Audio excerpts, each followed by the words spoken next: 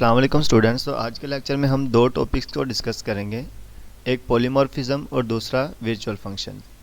सबसे पहले हम वर्चुअल फंक्शन को देखेंगे कि वर्चुअल फंक्शंस क्या होते हैं और वर्चुअल फंक्शन से कॉन्सेप्ट जो है वो एक पॉलीमॉर्फिज्म का भी निकलता है। तो हम इनको स्टेप बाय स्टेप देखते हैं। सबसे पहले हम देखते हैं कि वर्चुअल फंक्शंस क्या होते हैं। A virtual function is a member function that is declare in the base class using the keyword virtual and redefine override in the drive class. अब देखें सिंपल एक जो है ना फंक्शन क्या होता है कि एक फंक्शन जो है हम डिफाइन करते हैं बेस क्लास में, ठीक है, उसको हम ड्राइव क्लास में भी लिख देते हैं। ये अभी तक सिंपल स्टेटमेंट है, ठीक है, कि ऐसा फंक्शन जो कि क्या करता है हम बेस क्लास में हम लिखते हैं और उसको हम डिराइव क्लास में भी डिफाइन कर सकते हैं। It tells the compiler to perform late binding where the compiler matches the object with the right call function and execute it during runtime. This technique falls under runtime polymorphism. अब ना ये मैं आपको concept बताता हूँ कि मतलब कि हमारे पास लेट बाइंडिंग क्या होती है, ठीक है, और कंपाइलर को किस तरह पता चलता है कि मैंने कौन सा फंक्शन कॉल करना है। देखें जो वर्चुअल फंक्शन होते हैं ना हमारे पास, वर्चुअल फंक्शन होते हैं ना हमारे पास, ये हर क्लास के अंदर डिफ़ाइन होते हैं, ठीक है। फिर हम जिस क्लास के पॉइंटर को यूज़ करते हैं उस क्लास तो जो वर्चुअल फंक्शन होता है ना वो उसी क्लास को जो है वो फॉलो करता है। फॉर एग्ज़ाम्पल अगर मैं कहता हूँ कि हमारे पास जो है ना वो एक कोई भी शेप है, ठीक है, तो उस शेप की क्लास में मैं क्या कर देता हूँ, मैं वर्चुअल फंक्शन को लिख देता हूँ, ठीक है। अब मैं क्या कर देता हूँ, मैं उस क्लास का क्या बनाऊँगा, एक पॉइंटर बनाऊँगा। उस पॉइंटर के अंदर हमारे पास जिस क्लास का भी एड्रेस होगा तो क्या करेगा वो फंक्शन उसी क्लास को जो है वो पॉइंट आउट करेगा, ठीक है। तो वर्चुअल फंक्शन का क्या मतलब है कि एक जो है एक हम क्लास में फंक्शन बनाएंगे और बहुत सी मतलब कि ड्राइव क्लासेस में वही फंक्शन को हम यूज़ करेंगे। तो उसको हम एक्सेस किस तरह करेंगे कि नाम सेम होगा, ठीक है, फंक्शनैलिटी डिफरेंट होगी। पहले हम जो मतलब फंक्शन बनाते हैं या ना कि मतलब एक बेस क्लास में फंक्शन बना लिया और ड्राइव क्लास में जब हम उसको एक्सेस करते हैं तो उसकी फंक्शनैलिटी चेंज नहीं होती, उसकी फंक्शनैलिटी वही रहती है, ठीक है। तो अब ये जो वर्चुअल फंक्शन है ये क्या करेगा, अपनी फंक्शनैलिटी को भी चेंज करेगा। वो किस तरह करेगा इसको हम देखेंगे। लेट बाइंडिंग क्या होती है हमारे पास, लेट बाइंडिंग ये होती है कि हमारा कंपाइलर रन टाइम के ऊपर ये डिसाइड करेगा कि उसने जो है वो किस क्लास वाले उस फंक्शन को कॉल करना है, ठीक है, क्योंकि हमने वही फंक्शन डिफरेंट क्लासेस के अंदर वो लिखा होगा ना, तो इसलिए वो लेट बाइंडिंग करेगा कि वो देखेगा कि हम किस क्लास का पॉइंटर इसके अंदर है और मैंने किस क्लास को पॉइंट आउट करना है, ठीक है। और इससे जो है वो एक टर्म जो है वो रन टाइम पॉलीमॉर्फिज्म की डिराइव होती है, ठीक है।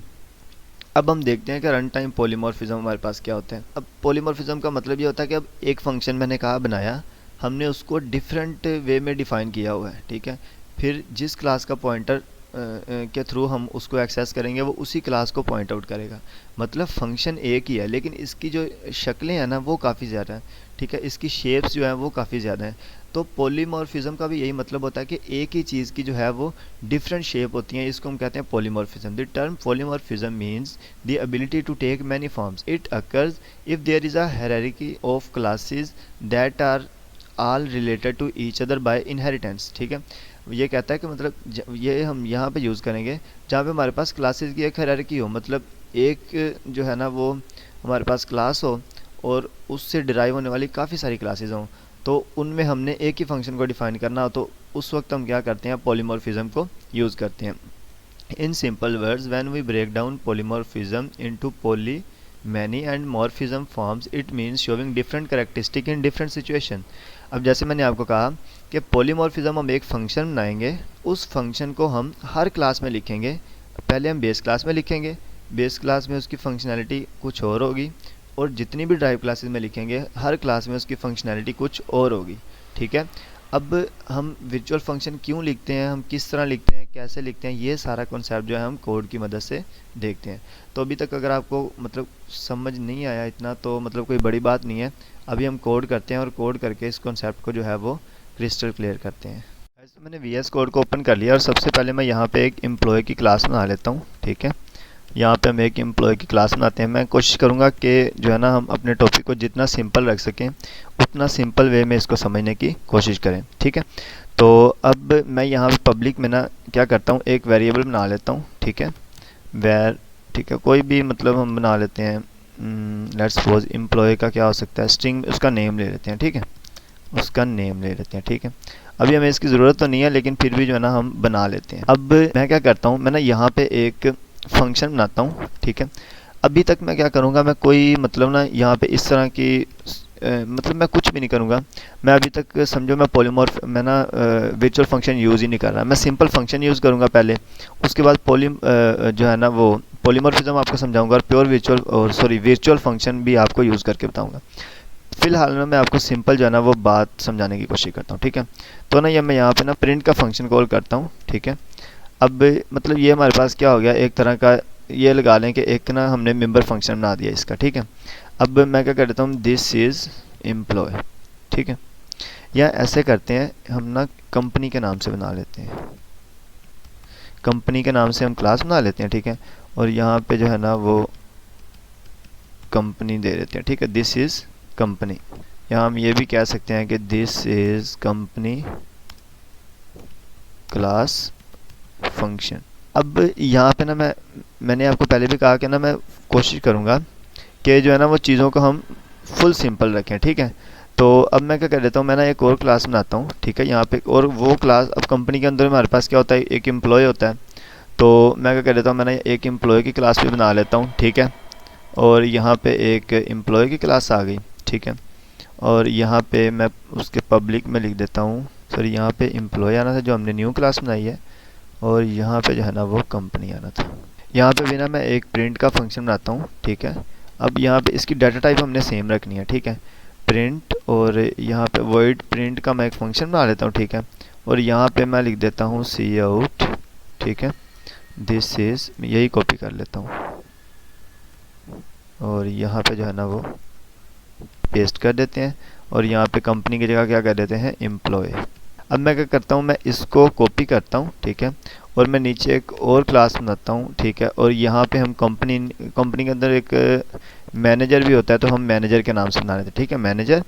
ठीक है, और यहाँ पे मैं कर देता हूँ मैनेजर क्लास फंक्शन। ठीक है, अब यहाँ पे देखें मैंने क्या किया, मैंने एक कंपनी के अंदर एक फंक्शन बनाया। ठीक है, और उसके अंदर मैंने फिर दो और जो है ना वो मतलब उस दो और ड्राइव क्लासेस कर ली। ठीक है, अब मैंने क्या, मैं एक ही फंक्शन को डिफरेंट क्लासेस जो है ना उसके अंदर यूज़ कर रहा हूँ। ठीक है, अब मैं क्या कर देता हूँ, मैं ना यहाँ पे एक कंपनी का एक पॉइंटर बनाता हूँ। ठीक है, PTR ले लेते हैं। ठीक है, तो मैं क्या कर देता हूँ, मैं ना यहाँ पे एक मैनेजर का भी ऑब्जेक्ट बना लेता हूँ। ठीक है, मैन, और उसके बाद जो है ना एक एम्प्लॉय का भी ऑब्जेक्ट बना लेते हैं, एम। ठीक है, अब ये हमने ऑब्जेक्ट बना ले। अब मैं क्या कर देता हूँ, मैं PTR के अंदर ना, ठीक है, अब ये जो पॉइंटर है ना इसके अंदर मैं क्या कर देता हूँ, मैं मैन का रेफरेंस स्टोर कर देता हूँ। ठीक है, अब इसका क्या मतलब मैं अभी आपको समझाता हूँ। ठीक है, अब देखें मैंने क्या किया, ये हमारे पास था मैन मतलब के मैनेजर। ठीक है, मैनेजर का मैंने ऑब्जेक्ट बनाया। ठीक है, मैंने क्या कहा, मैंने कहा ये जो पॉइंटर है ना इसके अंदर मैनेजर का ऑब्जेक्ट स्टोर कर दो। अब होना तो ये चाहिए कि जब मैं मैनेजर को मतलब करूँ ना, जब मैं प्रिंट वाला फंक्शन कॉल करूँ तो वो कौन सा फंक्शन कॉल हो, ये वाला, ये वाला मैनेजर वाला। ठीक है, ऐसे है ना, ये मैनेजर वाला। और उसके बाद मैं क्या करता हूँ, मैं PTR अब क्या कर देता हूँ, मैं ना यहाँ पे एम्प्लॉय का ऑब्जेक्ट का रेफरेंस पास कर देता हूँ। ठीक है, और एम्प्लॉय के ऑब्जेक्ट का रेफरेंस पास करके मैं फिर इसको प्रिंट करवाता हूँ। ठीक है, और अब रन करके एक बार आपको आउटपुट दिखाता हूँ और उसके बाद मैं आपको कॉन्सेप्ट समझाता हूँ इसका क्या सीन है। अब देखें यहाँ पे मैंने क्या किया, अब मैंने ये नहीं किया, मैंने अब अगर मैं करता ना PTR, ठीक है, डायरेक्ट मैं करता PTR, ठीक है, और यहाँ पे प्रिंट नेम। अब मैं रन करता हूँ प्रोग्राम को, देखें जब मैंने किया PTR नेम, ठीक है, तो क्या हुआ हमारे पास कि दिस इज़ कंपनी क्लास। ठीक है, मैंने फिर क्या किया, मैंने PTR को अपडेट किया। मैंने कहा कि भाई इसके अंदर आप क्या करें, ये जो है मैनेजर का ऑब्जेक्ट रखते हैं। ठीक है, फिर मैंने इसको कॉल किया लेकिन फिर भी हमारे पास वही आया। ठीक है, कंपनी। फिर मैंने क्या किया, मैंने कहा कि भाई इसके अंदर आप एम्प्लॉय का ऑब्जेक्ट रखते हैं। ठीक है, तो फिर भी हमारे पास क्या आया, कंपनी आया। तो मतलब ये डायनामिकली इसको चेंज नहीं कर रहा। अब चेंज क्यों नहीं कर रहा, देखें बेसिकली ना हमने जब किया ना, जब हमने फंक्शन बनाया तो ये क्या हुआ, ये इसके साथ मैप हो गया। अब ये ओवरराइड नहीं हो सकता, ये इसके साथ फिक्स हो गया है कि भाई जहाँ जैसे हम मर्जी करेंगे इसको कॉल, ये क्या करेगा, ये इसको ही कॉल करेगा। ये रन टाइम पे पॉलीमॉर्फिज्म कर ही नहीं रहा। ठीक है, ये रन टाइम पे चेंज नहीं हो रहा। ठीक है, तो हम क्या करेंगे कि रन टाइम पे चेंज हो, हम इसको वर्चुअल बना देते हैं, ठीक है, वर्चुअल। यहाँ पे ना मैं वर्चुअल लिख देता हूँ। अब मैंने यहाँ पे वर्चुअल का कीवर्ड लगा दिया।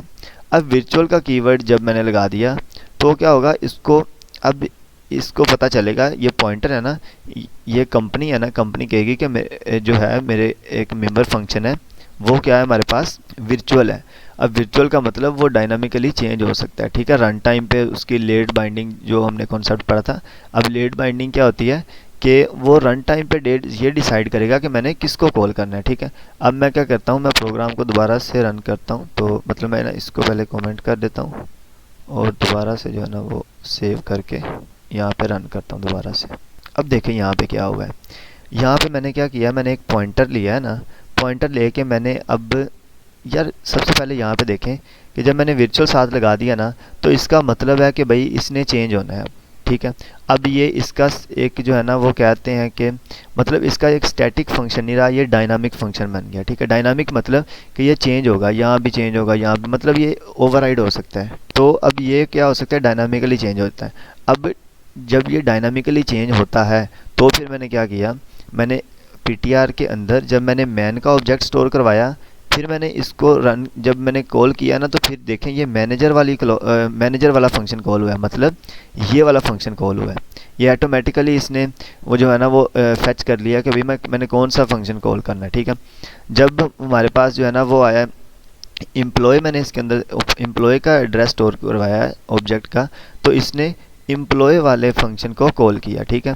अब जो वर्चुअल फंक्शन है इसका बेसिक कॉन्सेप्ट ये है कि हम रन टाइम के ऊपर डिसाइड कर सकते हैं कि हमने कौन सा फंक्शन कॉल करना है। अगर हमारे पास एक ही नाम के फंक्शन हर क्लास में यूज़ हो रहे हों तो हम ये इजीली जो है वो आइडेंटिफाई कर सकते हैं कि हमारे पास कौन सा फंक्शन हमने कॉल करना है। क्योंकि अब देखो, अब जो है ना वो इस तरह कंपाइलर भी पजल हो जाता है। अगर हम वर्चुअल फंक्शन नहीं बनाएंगे तो कंपाइलर पजल हो जाएगा, उसको पता ही नहीं होगा कि भाई मैंने किसको कॉल करना है, ठीक है। तो इसलिए हमने क्या किया, हमने एक पॉइंटर बना लिया। पॉइंटर के अंदर हम जिस ऑब्जेक्ट का एड्रेस स्टोर करवाएंगे और फंक्शन को कॉल करेंगे, वो उसी क्लास के जो है ना वो फंक्शन को पॉइंट आउट करेगा, ठीक है। तो ये हमारे पास था वर्चुअल फंक्शन का कॉन्सेप्ट। अब पॉलीमॉर्फिज्म क्या होता है, पॉलीमॉर्फिज्म यही होता है कि एक ही फंक्शन है। अब देखो ये वर्चुअल फंक्शन हमने बना दिया, अब इसकी मैनी फॉर्म्स हैं। अब ये भी एक इसकी फॉर्म हो गई, ये भी इसकी फॉर्म हो गई। तो ये जो है हमारे पास रन टाइम पॉलीमॉर्फिज्म है। रन टाइम पॉलीमॉर्फिज्म का क्या मतलब होता है कि ये रन टाइम के ऊपर जब हम यहाँ पे क्लिक करते हैं ना, तो ये डिसाइड करेगा कि मैंने कौन सा फंक्शन कॉल करना है। अभी तक इसको नहीं पता कि मैंने कौन सा फंक्शन कॉल करना है, लेकिन जैसे ही मैंने रन पे क्लिक किया तो फिर इसको पता चल जाएगा कि भाई सबसे पहले मेरे अंदर ये वाला ऑब्जेक्ट स्टोर है मैन का, तो मैंने मैनेजर वाले फंक्शन को कॉल करना है। फिर कहेगा कि भाई मेरे अब एम्प्लॉय का ऑब्जेक्ट आ गया मेरे अंदर, तो मैंने एम्प्लॉय वाले फंक्शन को कॉल करना है। तो ये रन टाइम पे खुद ही डिसाइड करता जाएगा। तो उम्मीद है कि आपको आज का लेक्चर समझ आ गया होगा। अगर आपको समझ नहीं आया तो आप कमेंट में पूछ सकते हैं, और अगर आप इस चैनल पर नए हैं तो प्लीज़ चैनल को सब्सक्राइब लाजमी कर दें। और अगर आपको वीडियो समझ आ रही है तो अपने फ्रेंड के साथ लाजमी शेयर करें और वीडियो को लाइक भी कर दें। तब तक के लिए अल्लाह हाफिज़, मिलते हैं नेक्स्ट लेक्चर में।